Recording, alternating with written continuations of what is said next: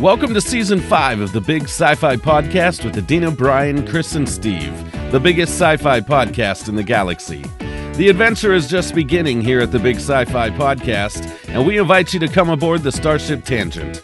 We know you'll enjoy the conversation, the laughter, the banter back and forth, and most of all, friends who love hanging out to talk about all things science fiction. Set your phasers to fun. Here we go.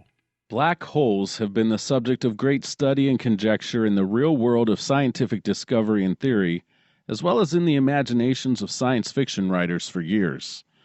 Nothing holds a greater mystery or holds a tighter grip upon our imaginations like black holes do. They have been part of countless sci-fi stories, books, television shows, and films. It's interesting to point out that a country preacher was the first to theorize about the existence of black holes. His name was John Michell. This first mention was in, are you sitting down? 1783. Michell was one of the most brilliant and original scientists of his time. He studied at Cambridge University, where he later taught Hebrew, Greek, mathematics, and geology. He made groundbreaking achievements in measuring the force of magnets, as well as writing a book that helped establish the science of seismology.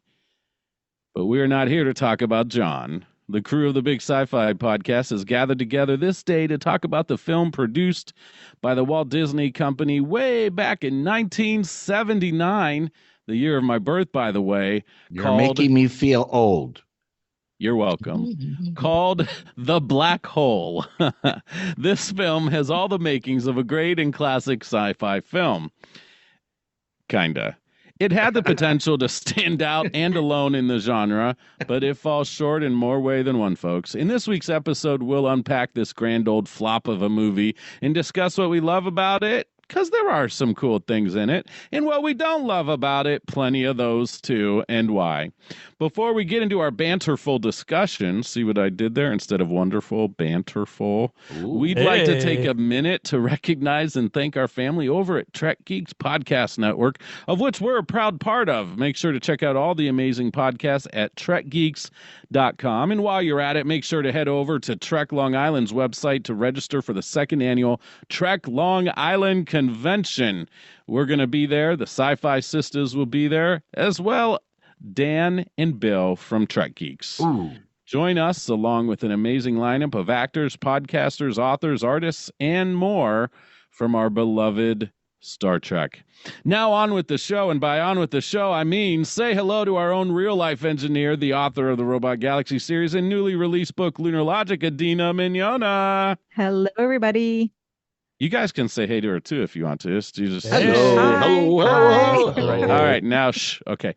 And world famous YouTuber, at least in our eyes, who has a wonderful YouTube channel you should subscribe to called Yelling About Star Trek. He doesn't really yell all that often though. Got a bone to pick with you. It's Christian Fox. How you doing?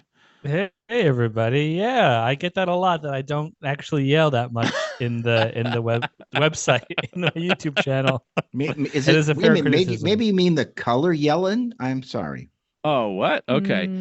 He lives in color Canada, yelling. by the way, and a gentleman Yes. whose personal favorite Trek is Enterprise, our resident, retired, and all-around nice guy, Mr. Stephen Merkin. How you doing, sir?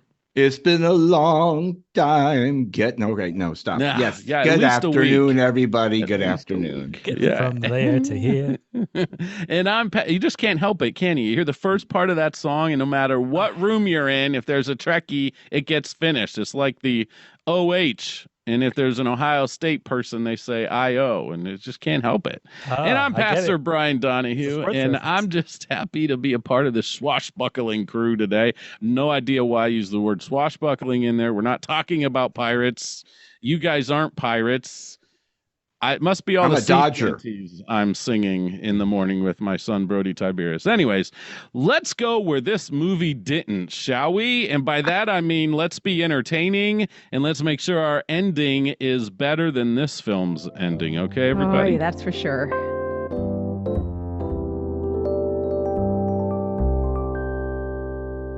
So, a question, I don't think I put this in the podcast notes, but is this the first time you guys have seen this film preparing for this? episode, or had you seen it before? Yes.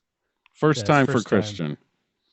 Okay. I'd seen it before as a kid, but it was not super memorable. Like I could, the look of it, I could remember kind of what the I don't know, something about the look, but Yeah. nothing about it was truly memorable. So it was almost like I was watching it for the first time. Okay. Yeah. That's kind of me. I had never seen it, so I'd heard of it, and I've seen it on Disney Plus for a long time since that app came around. But so this is my first time. How about you, Steve? It was a busy December in 1979 because I went to go see Star Trek, the motion picture. Mm-hmm. And then afterwards, when this came out, I went to go see The Black Hole. And the funny weird thing was, I have this very strong recollection that I liked The Black Hole better than I did Star Trek, the motion picture. And I guess Really? well, again, I'm going to get baited about later about rose-colored glasses, of course, but I remember it's like, I like the action. It was more exciting, Star Right. Trek, the movie was rather ponderous. So this had a lot more action and stuff.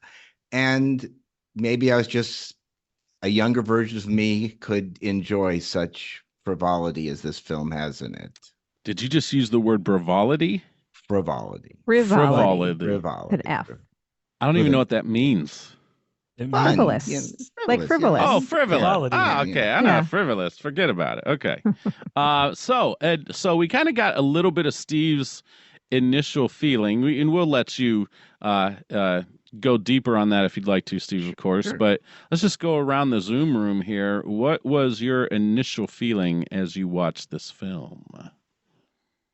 Oh my God, Ian, is this ever going to end? Let's do this in two parts here, because this is really for the sake, because we've kind of gone here a little bit. What did you feel about it originally? And as far as the rewatch, did anything change for you? All that stuff. Well, the only two people that this would apply would be Adina and to myself, because you seem to remember having watched it once. I do remember having watched it once. But I'll go open by saying, like I said before, much like some of these films that we see, like Explorers and others, where I was wearing rose-colored glasses for way too long, thinking about how wonderful the movie was and how great it was, and then you're watching, you're going, wait, what? Don't quite remember the ending, and holy moly, So that is the problem, is that if it's been so many decades since you've seen something, Yeah. you might always remember the good times and not the bad. And in this case, even though Trek is a much slower film, again, and we just recently did the same thing where we watched the motion picture. Now watching, going, what was I thinking? The motion picture is a so much better film than this was. All the way around. A much better film. Adina, what about you? Well, so like I said, I am certain I saw this, but I have no memory of what I felt about it then, which means, given that I do remember a lot of films from my childhood and this doesn't stick out, it means obviously it did not have any there was nothing lasting. But Right. now, and watching it now, I couldn't wait for it to be over.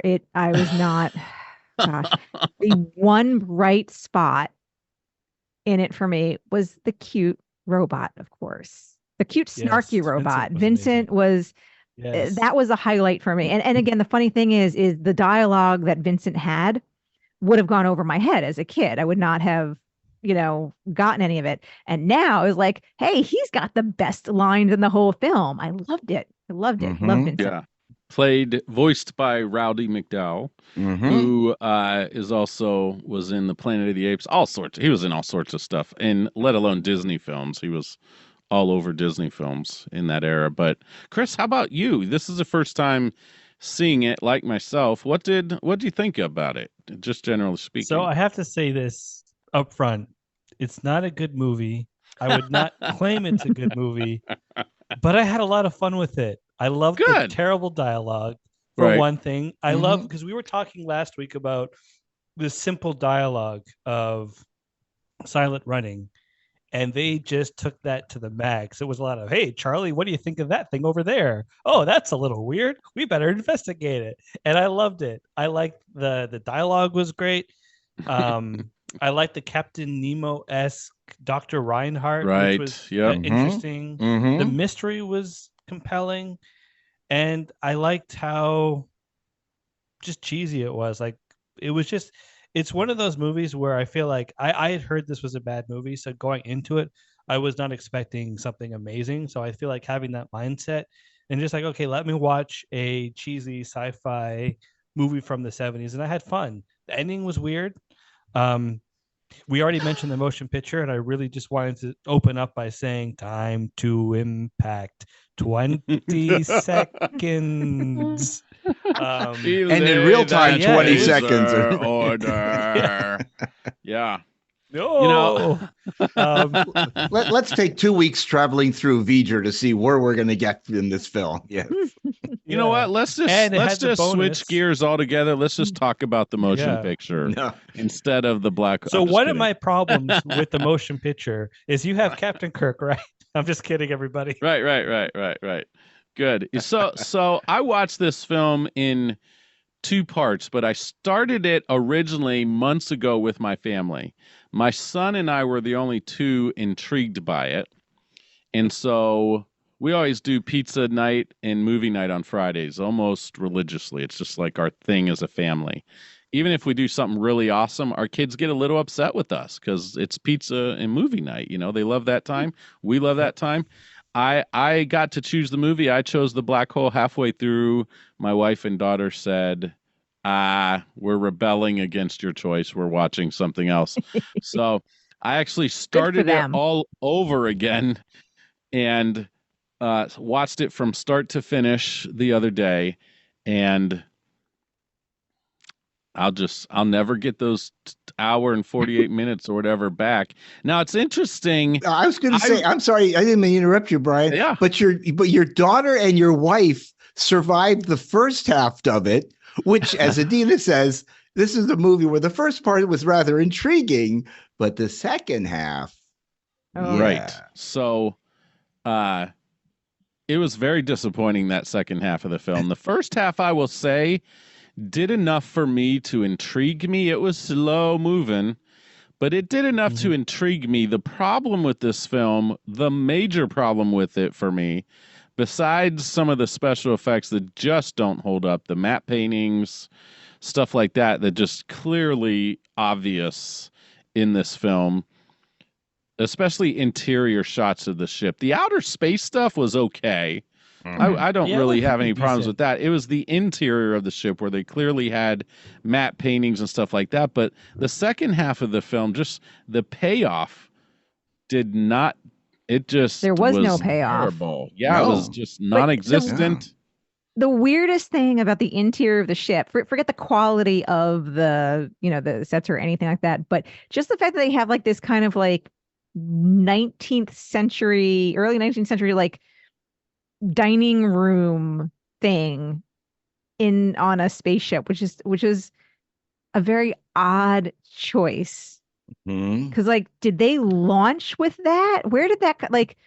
I feel like that's a weird thing that they would have like launched way with. up high too, on top of the. Well, okay, so assuming that ship was that form factor of the ship, was that room converted later into that, or I don't know? Just that was just such a weird choice. They needed a dining, And have a why galley. didn't it Ships look have galleys. Why didn't it look more futuristic? It was very right. Why did it look looking. like it was from 100 years in the past? It was a very weird choice.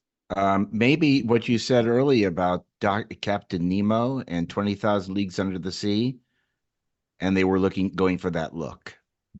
Yeah, I think so. Okay. I think so. I didn't mean to interrupt my you, only Chris. counter to not counter, but like even Trek does that sometimes. Like the president's office in Star Trek 6, it is all full of 19th century furniture. No. But again, that's not. It's on Earth. Yeah. Right. I can completely accept keeping something on Earth in the future, kind of, historical, because we do, but in a spaceship away from Earth, that's what's weird to me Yeah, about that Yeah. part's a little. Yeah. I don't know. That's pretty nitpicky when there's so many other worse things to talk. It also Yeah. was just Well, off you his mentioned rocker, this so he when might you were have just mentioning the spent like sets 5 and stuff like years. that. I don't know. Okay. Right. Can we So- were talking, you had asked earlier about the characters. Yes. Before I want we to got get to in- the characters. Yes. Yeah. So if you want to continue talking about cinematography and all this stuff, that's fine. You want to talk about the characters? Let's talk about I was just looking at that, Steve, Yeah. because there's a couple interesting things to note here, Mhm. at least for me. Okay, it was one reason I was intrigued by this film originally. Maximilian Schell, who played Dr. Hans Reinhardt, Academy Award winner for Judgment at Nuremberg. He played was he the defending lawyer? I think he was the defense lawyer for all of the Nazis, which was a heck of a job to have back then. Mhm. So Academy Award winning actor. Robert Forster has been in all kinds of stuff. He was kind of the captain of the ship. He played Tim Allen's dad in Last Man Standing too on that sitcom most recently. Oh, that's cool. And then, of course, you have Anthony Perkins, who's famous for what role, Steve? Psycho. Mommy, Yeah. mommy, are you in the basement? Oh, you need a little more. You need a little more suntan. You've shriveled up, Mom. What's going on here? Right. And then my favorite character of this film is not the robot, although Vincent is a close second. I loved Harry Booth, Ernest Borgnine's character. Now, here's why they didn't give him a bunch. It was the dialogue, like we discussed, is all pretty simple. But Ernest Borgnine is a master of reaction. If you watch just him on this film, he is acting 100% of the time. The door comes down as he's exploring the ship and snooping around, and the way he responds to it is just brilliant. Mhm. To me, Ernest Borgnine was the closest to interesting of all the characters. I wanted more. I wish we could have learned. We get like zero backstory about these guys, don't we? Yep. Yep. It started out Zero okay. backstory. No backstory. It started out okay when the movie started, and you've got the guys who are like in charge of the ship, kind of more the you've got the captain, lieutenant of the ship, and then you've got the people who are clearly scientists and how they were responding to something external. It started out like this is going to be okay. It was fine, yeah.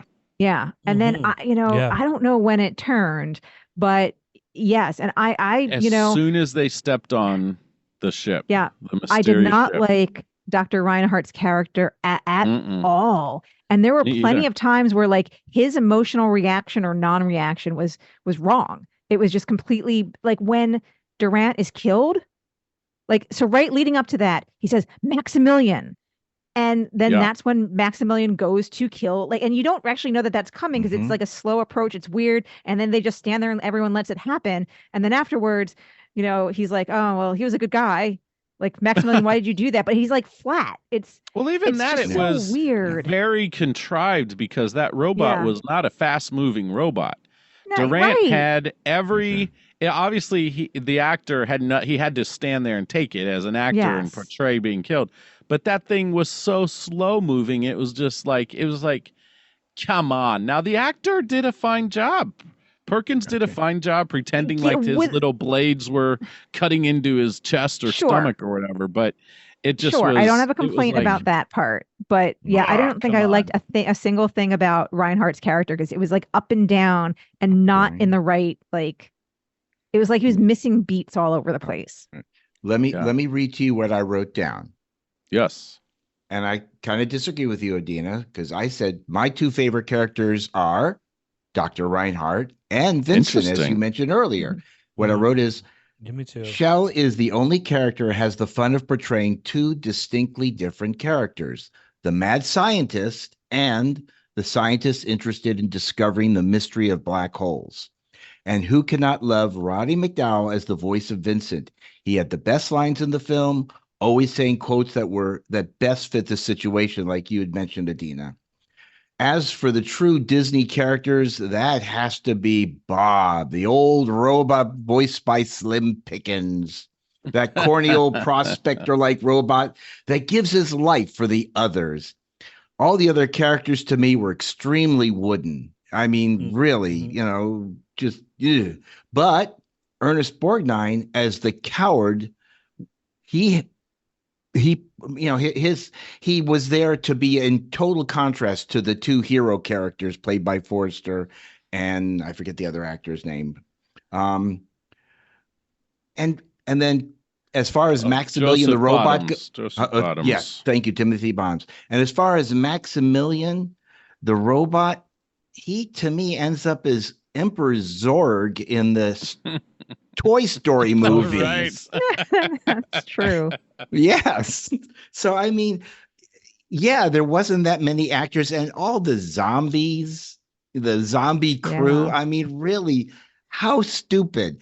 And all the robots that they had that were bronze. I mean, they moved like wooden soldiers from a bad parade. There's just a lot of wrong here. It was terrible. Chris, how'd you think of the zombie robots, whatever?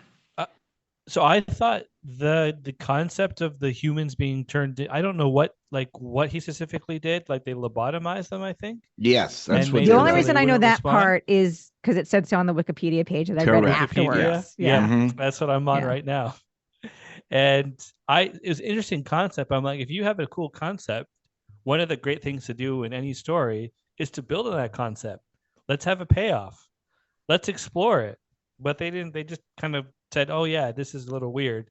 And then they moved on. We just got to get out of here, which I get. But it's just like they could have either find a way of incorporating that more into the story or just don't have that concept. Well, we had enough issues with them having 18th century furniture in the dining room. How many people decide to put a zombie-o-matic on their spaceship? You might not. Hey, you know something, Cris? We might need to turn all the crew into zombies. Let's put a zombie-o-meter in there or something like whatever you call it, the Zombie 2000. Whatever that lobotomizer thing was. Yes. Not what you normally carry around as something to lobotomize your crew with. Don't hold back, you guys. Jeez.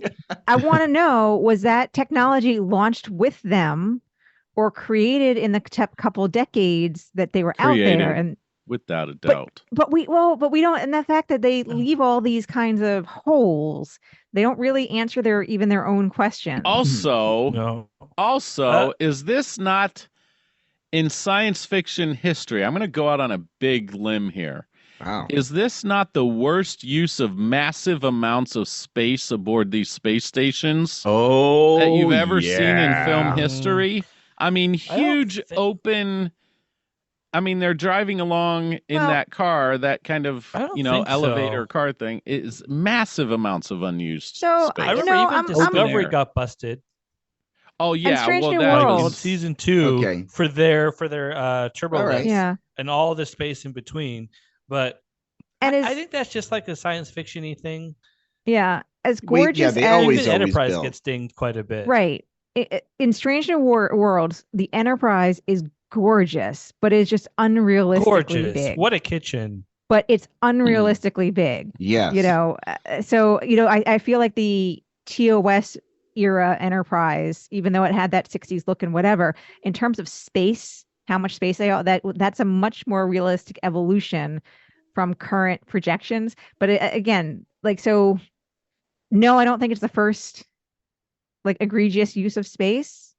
And assuming you've got the material out there or whatever that's and everything, but there was some excuses for it, and I can't believe I'm just trying to justify anything in this film, but I love it. The fact that they had that farm system, to grow a lot of food. So you do, in that version of it, you need a lot of space. So in reality, we're trying to, what yield can you get in the smallest space possible? But, I think that kind of in some ways justifies some of the space that they had. Well, I don't know. Okay. You've got a point, but even think, and I hate to say it, but a film like The Martian, the spacecraft that they travel to the Earth, to Mars and back again, is a massive spaceship with tremendous amount of room for only 6 people.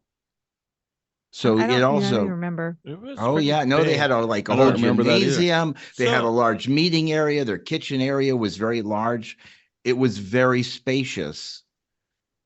And of course, again, depending on the site, you're going to build this. Yeah. I mean, Adina, you would realize you would build the spaceship to fit the amount of people on board, right? Well, right, but it's people on board, it's space for growing stuff, it's space for storage stuff, it's space for trash. Mhm. There's a lot of things, and how much space do you dual use? Like what we're doing these days for habitats that we might be designing in real life right now, we have the idea is to have fold away exercise equipment that then pops out, but then folds away. But I Mhm. mean, if you look at the International Space Station, which nominally only houses 3 to 6 people at a time, it's also technically there's a lot of space there. Now it's cluttered with everything, but there is actually quite a different. Yeah, I'm looking back at the Martian spacecraft right now, and given the kind of movie it is and things, it doesn't seem to be ridiculous to me. Well, Because compared to this film, yes. oh But I'm yeah, just no, saying, but I'm saying yeah. even just as a Okay. natural evolution of what I know in real life, and the reason why is because in real life, if we send a few astronauts out to Mars where they're alone for 6 months, Mhm. they can't get other supplies from Earth. They have to have everything they need. They have to have Right. spare parts. They have to have everything. This doesn't look crazy to me. Okay, because it would be, you would think that the largest amount of space would be devoted to, as you say, storage, fuel, food, water, oxygen, replacement equipment, Mhm. all those things like that you would need. Mhm. Because I mean, to this day, looking at the Apollo 11 or the Apollo capsules, and Mhm. for 3 people to live in there as long as they Mhm. did in the space that they were allotted, that's truly amazing. Okay. And to have a There's bathroom in there as well. Yeah. Think of, what we refer to with that is like it's like a camping trip.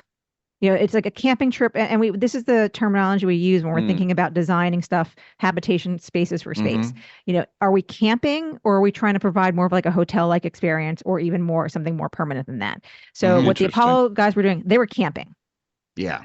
Okay. What we're trying to do now in real life is kind of evolve a little bit from the camping mentality to more of a hotel-y kind of mentality. Mhm. But then even there, it takes the kind of resources that we have. And one of the reasons, that you have a modular space station looks like it does is limitations on the size that we can launch, because we're still developing expandables and inflatables and all these different things.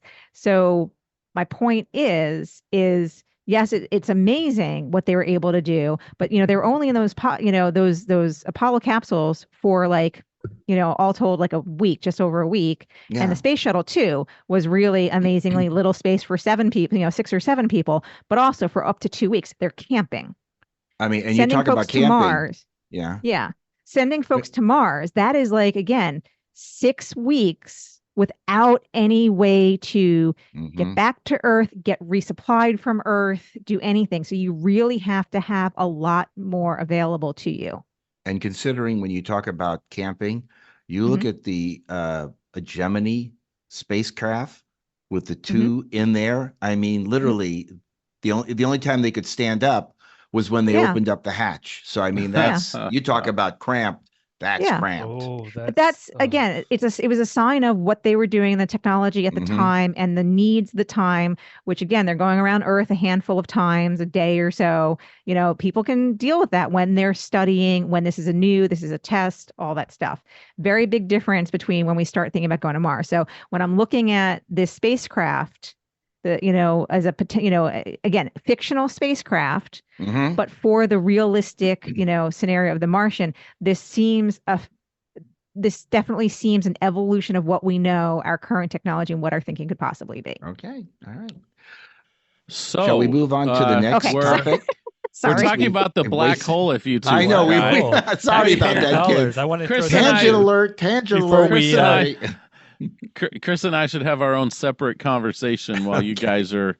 We'll mute and call each other and say we don't know what they're talking about. But how about Look, so Star Trek: The Motion weekend, Picture? Can I You say? also remember this past weekend, I just came off of doing a presentation at a convention on space habitats. So it's all currently right in my brain. This was like the big conversation this weekend. So Go ahead, Chris. the guy with the mustache. What's his name again? Because he had he had a great line where he's like, it's the taxpayers' dollars or something. Ernest Borgnine. That's yeah. yes. I'm like, yeah. okay, that kind of is at least they're sort of addressing that Right. it's so large. But you're right. But I feel like most sci-fi is guilty of that. Mm-hmm. Yeah, I kind of felt like this ship was over the top extra space, though. Yeah, it was. It was just over the top. And I will say this though, the bright shining part of this film, at least the first half of the film, is the music score. I was going to say, it's got a really intriguing opening. Oh, they'll love it. music piece. Yeah, I mean, love really right. intriguing and different sounding. But once all the action started, it just got cheesy, and it was like, what are you guys doing? So we talked about a couple things. What do you guys think of? Are there any good things about the cinematography, special effects, costume sets, all that? So we've kind of talked about sets already. Can I talk about the score? Yeah, we haven't acknowledged that this is Chris, is John you and I Barry. we're gonna take over this portion of the podcast right now. This is John Barry. Dean and I are going to twiddle our thumbs. Okay, let's twiddle. I was so excited when I saw this is John Barry. I'm like, James Bond, and then you hear it, and I'm like, oh, this sounds like James Bond. This is like it's funny because if we're talking about the size of the ship, I'm like, this does when you have a John Barry score, it feels more like you're almost dealing with a Bond villain than like in a sci-fi movie. So I like the score a lot. That was definitely the standout. I like the first half of the what do you call it? Not the intermission, the interlude, the opening overture. Overture, yes, which is when the original theater release had the overture where you'd sit in the theater for quite about halfway through. I'm like, okay, let me just skip. I need to get to the start of this film. But score for me was definitely probably the strongest aspect of the movie. I agree 100%, my friend. 100%. The only portion of the score that just bothers me is when they're having the shootout. Yes. And they recycle the same piece of music 2 or 3 times in a row. Yeah. And it wasn't nuanced. Yes, and it was just too much. That was but you're right. The opening sequence when they open up and you hear that music, melodic pulse, it's good. It draws you right into the movie. Yeah. And I really feel like we're answering all of these questions kind of all at once tonight. As we record this. So you're right. I'm gonna go ahead on to number 5 here. Anyone keeping score, and I think I know the answer. Does this film hold up, or does it look like it was made in 79 or earlier? A lot earlier. Well, and I guess, I'm trying to appreciate what Disney, was doing back in the late 70s, because, this is a couple of years after Star Wars. Yeah, right. And this looks like a decade earlier than Star Wars, and of course, again, there's different companies involved. So I'm trying to remember, and these days we think of Disney as fairly on top of the everything. So I don't remember, back then what their live action was known for, but this was not. Yeah, a decade or earlier, just in color. The prior Disney action films were the Computer Wore Tennis Shoes and the Apple Dumpling Gang and Flubber. Except here, Flubber was cute. I like Flubber a lot. Flubber's one. Well, yes, of course, Fred McMurray. But I was looking about the film, and this film cost Disney $20 million, which at that time was a record. But comparison, was it really? Yes, but in comparison, Star Trek the motion picture that cost $44 million to make. Oh wow! Star Wars cost $18 million. So you're looking like, who got more bang for their buck? Did Star Wars get more for their $18 million than did Disney? The answer is yes. Yeah, Star Wars got more. Without a doubt. To a degree. But then then we mentioned earlier about the comparison to 20,000 Leagues Under the Sea, which this kind of has that same feel of it. The mad scientist who wants to do good and so on. That movie in 1954 cost $9 million. At that point, the most expensive movie ever made. But you just said 1954, right? 1950. So yeah, so you go. So that's a good 25 years earlier. So that means what year? What year was 20,000 Leagues made? 1954. When Adina, do me a favor. Look up when Ben-Hur was made. Okay. What was the previous most expensive film before 1959. 20,000? Really? Yeah. Okay. Yeah. Interesting. So Okay. But so again, Budget it's coming down to 15.2 million. Wow. Okay. wow. In 1959? Yep.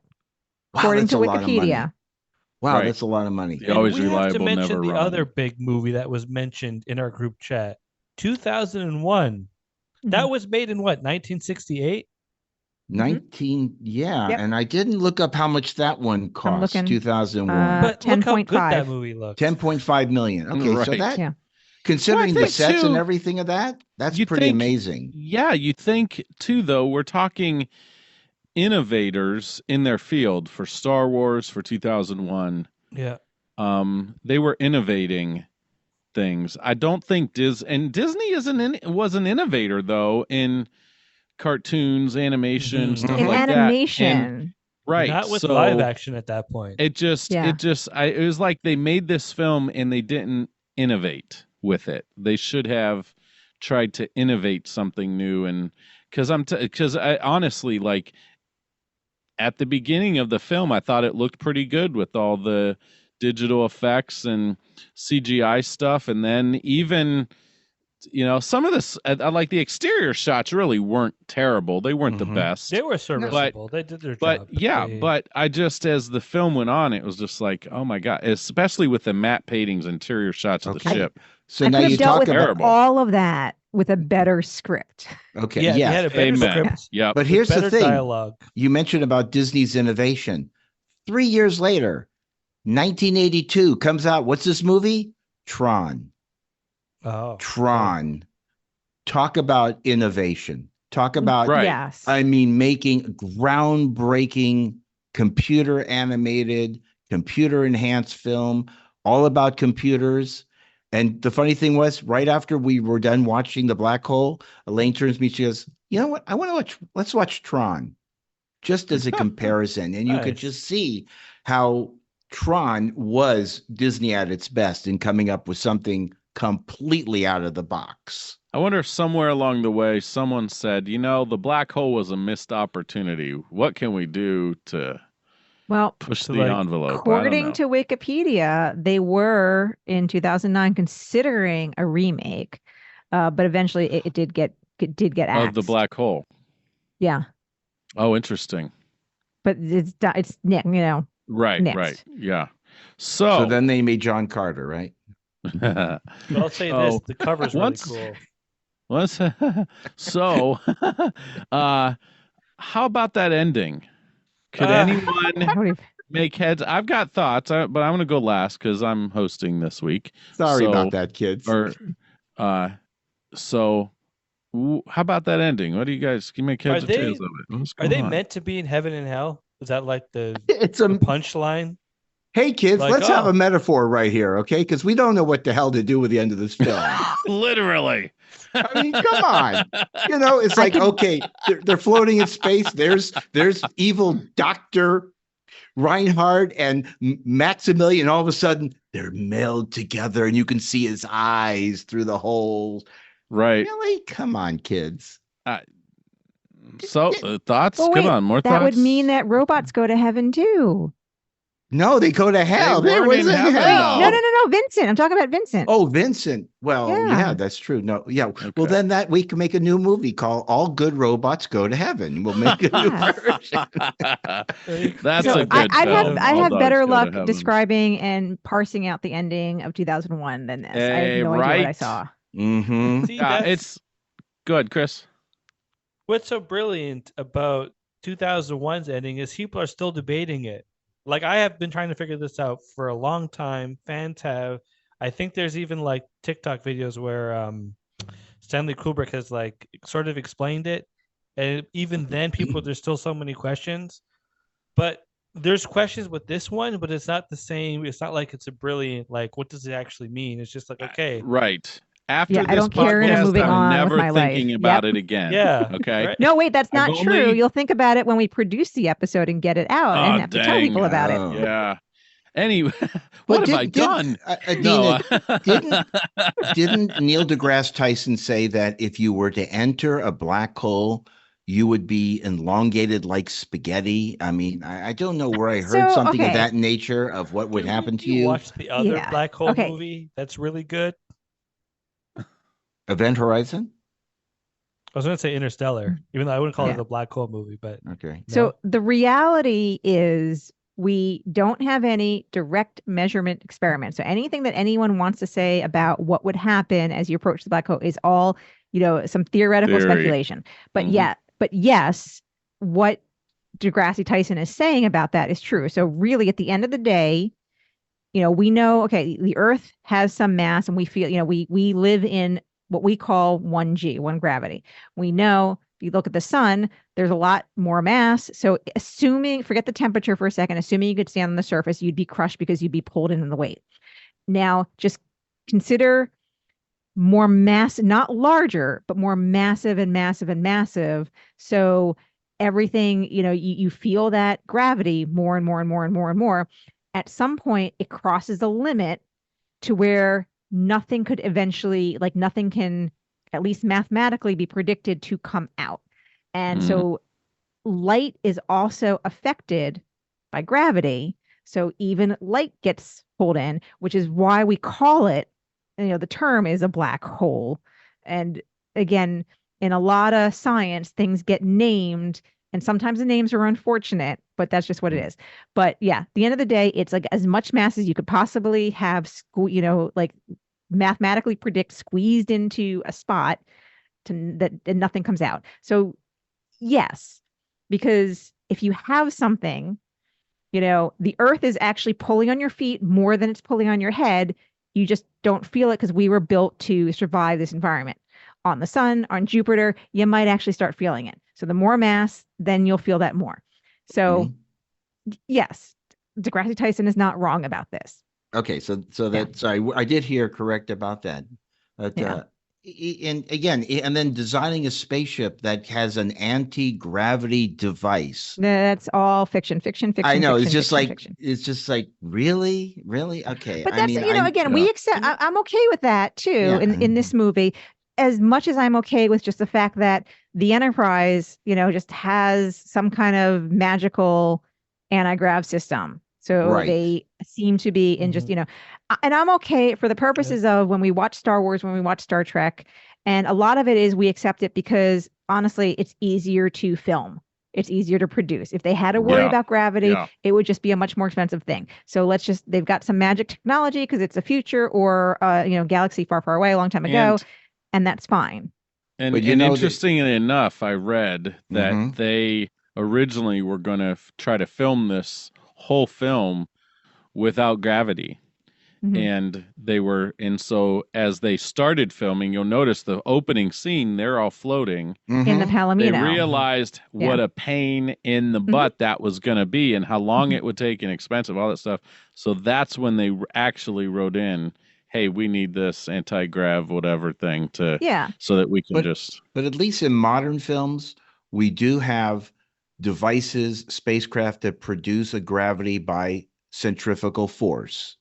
That's in 2001. That was in The Martian and other films where you do have a rotating portion to create an artificial gravity. Yeah. And we have to be, and again, people have to be very careful because it is what they're still doing. They're still taking some leaps in doing that in film.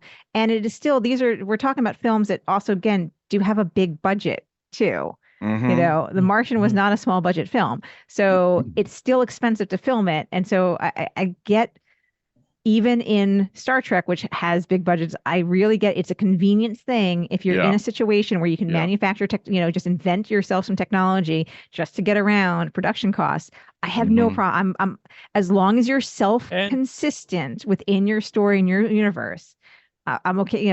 It works. It's okay. And their ships can stop in space, like dead stop, Yeah. like not even floating a little bit. That's okay Isn't too. that impossible to? No. So it depends on where you are. And depends on what it depends on where you are and depends on what you mean by stop. If you are truly in between stars, if you're moving and you apply a thrust the other way, you can stop relative to anything you can do. If you're in orbit, no, you don't just stop. You're moving with respect to something. What is that something? And to some perspective, like a geosynchronous spacecraft, from a certain point of view, looks like it is hovering over the surface of the Earth. It's not. It just happens to be rotating at the same rate as the Earth is rotating. So it is all a matter of your frame of reference and such too. Okay, I was just thinking more like the times they just say, "Come, like enter all, like take us to full stop," and then they just stop, and then they. Usually, that's when they're not in orbit around it. They're like in between all the gravitational bodies, doing their thing. Yeah. But you could actually have an opposite force applied against a gravitational body to encounter a stop, a full stop. Yeah. Well, again, if you're in orbit, no. If you're away from orbit, like yes. Unless you're doing some other magical technology to, be not in orbit yet just be there. Welcome to Physics Class 101 with the Big Sci-Fi Podcast. Oh, we could take it all back. I think like it's like, okay, you can complain about the gravitational field or whatever they had, but I feel like, okay, that's fine. Again, it would I think all those things would be forgiven if it was a better film. Yes. I enjoyed it because it was terrible, but if it was actually a good film, I think you could get past a lot of those things. I appreciate you saying that. Can we have that sewed on a pillow? I like this film. No, what'd you say? This film is bad, even though I liked it. What was those exact words? I like that. I think we should. I liked it because it's like the movie The Room with Tommy Wiseau, where it's it's so bad that it's enjoyable. Oh, hi, Chris. Oh, hi, Steve. Oh, hi, Chris. Yeah. So no idea what you guys are talking about. So okay, you gotta bring this back. Bring us back, Brian. Guys, I just apologize for asking you to watch this film. I thought it was gonna be much better than it was. So for me, the ending of the film, I feel like they just didn't how did they wrap this up? They threw in some action, they threw in some special effects of them getting sucked into the wormhole. It's almost like they tried to do a little 2001-y trippy thing, and then next thing we know, this guy is apparently in Hades, in hell, and the robot Maximilian's there, and they come together in a very awkward moment, and he's inside the robot all of a sudden. And so what are they saying there? Are they saying he and the robot were the same? This is his judgment for being so, really, frankly, playing God with everybody on the ship, and with his desire to kind of, trump everybody's needs below his own desire to find out what a black hole's all about. So very strange and bizarre. Guys, 2 more questions, and then I can alleviate your pain and your torment this evening. Is this film worth watching as a point of interest for the discerning science fiction fan, or should we tell people, don't waste your time? I don't think so. Unless you really want to make a film, it's always good to watch the bad ones too. But I'd say if you're just looking for something fun to watch and you're a sci-fi fan, probably not. Okay. What I wrote is, yes, you should watch this. This is a unique science fiction film that should be seen. You might not like it, but it is part of a series of science fiction films that we've reviewed and seen, that may not be great, but we still watch them because we should, including Moonfall.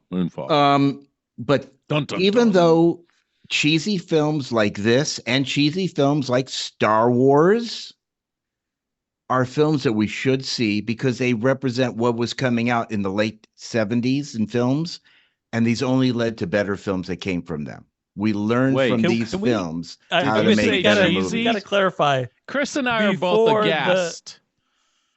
We are aghast, and I don't ever use that term. Perplexed, dismayed, perplexed. Hey, if Star Trek the motion picture wasn't so ponderous, and comparing it to Wrath of Khan, that makes Wrath of Khan seem like, whoa, that's great compared to. So yeah, they do 40 lead to better minutes it films. They takes do them. lead to better films.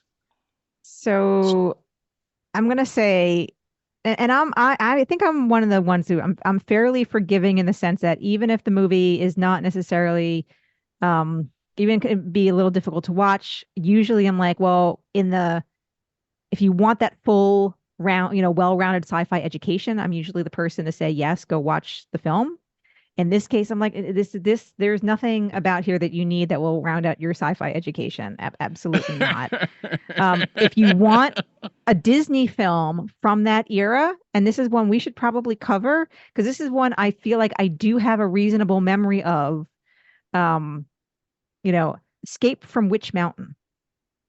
I've been wanting to watch that one too. Yeah, there's like if you're looking for like that Disney fix with a sci-fi way, that one, and it's from a little later, what is it? Flight of the Navigator.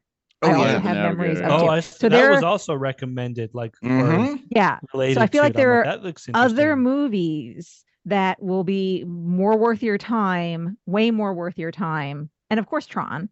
That a part of that. Again, they're going to be 70s, 80s films, so expect them to be 70s, 80s films, but that definitely have much more.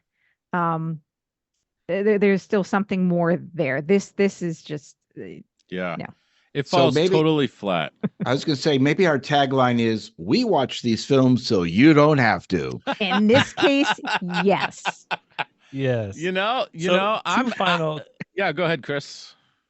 2 final thoughts. One, let's make it very clear that we are not saying that Star Wars is a bad movie. We do not want to compare it to the Black Hole and say no one said it's Star not Wars is good. a bad movie. Steve called it cheesy. It is cheesy.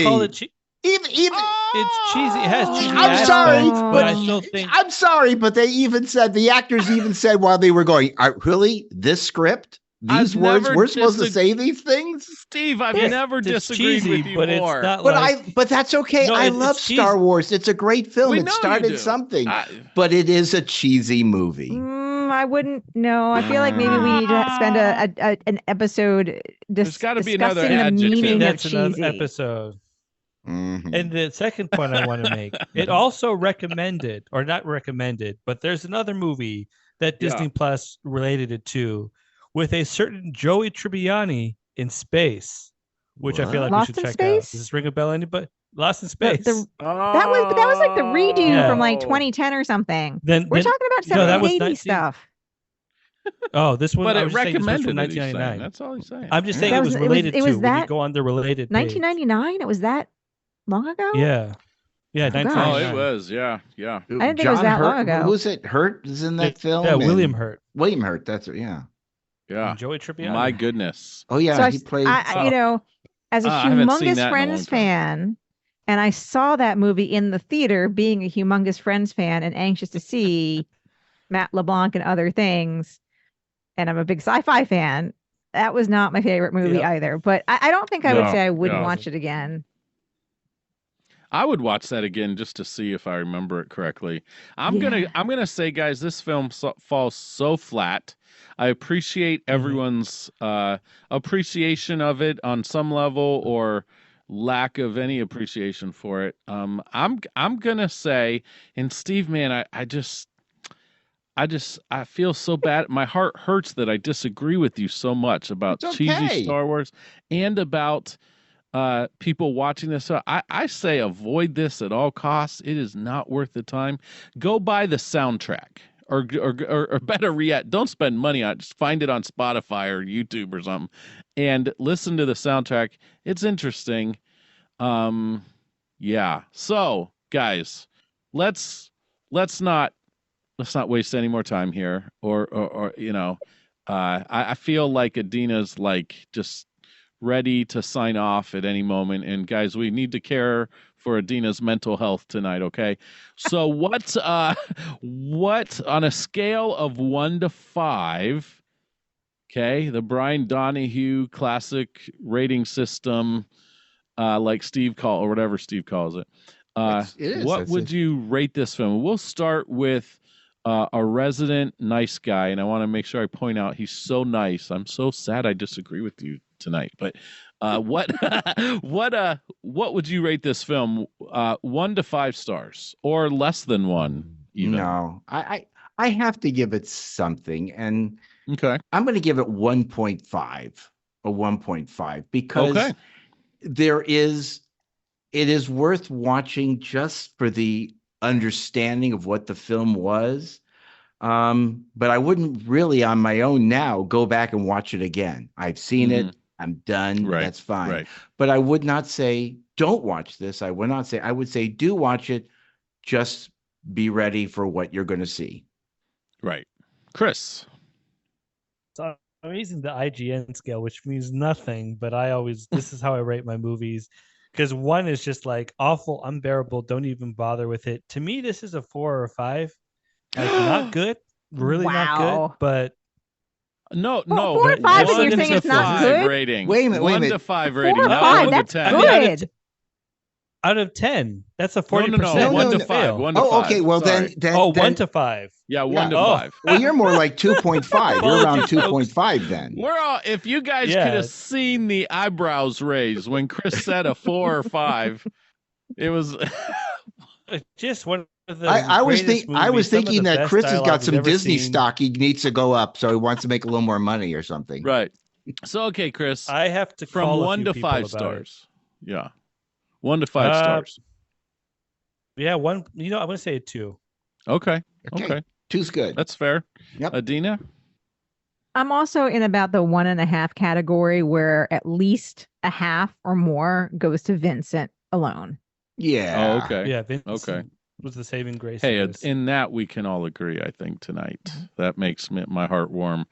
I'm going to give this a 1 as well. Okay. And I feel like I'm giving it a 1 because of 3 factors. The music score, Mhm. Ernest Borgnine, who Mhm. I loved in McHale's Navy, grew up watching McHale's Navy, the television show. So I've got a warm spot for Mr. Borgnine in my heart. And Vincent. I wanted to like it because of Dr. Reinhardt, that actor. I've seen Judgment at Nuremberg several times, which stars our own William Shatner as well, Spencer Tracy. Just incredibly well done film. But it's so disappointing that this role could have been he could have been the movie. His character could have been the movie. It could have been a shining light in the film, and it wasn't. So for that, I give it a 1. And any final thoughts before I sign off tonight? No, Nope. ladies and Watch gentlemen, Goldfinger. watch Goldfinger. That's it. Chris Watch Gold- says. Okay. If you really want if you want to enjoy the soundtrack of this movie, just watch Goldfinger. Okay. That's it. Cool. And I will say this. I will. My final thought is I will probably watch Moonfall before I watch this film again. Whoa. So. Whoa. But not Starship Troopers, folks. Never Starship Troopers. Just Or for the even record. RoboCop.